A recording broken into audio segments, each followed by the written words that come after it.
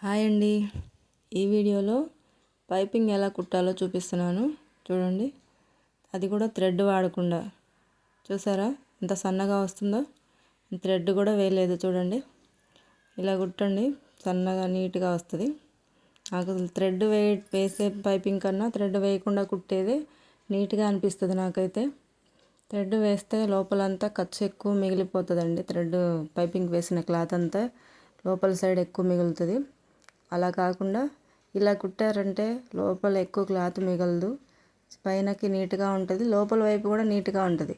లోపల వైపు కూడా ఖర్చు ఎక్కువ కనిపించి అది బాగుండదు. అలాగా రెండో కుట్టు వేసినా కానీ కుట్టు కనిపించిద్ది, బయటికి కుట్టు కనిపించేసిద్ది. బ్లౌజ్ పైన హెమ్మింగ్ చేసినంత నీట్గా ఉండదు.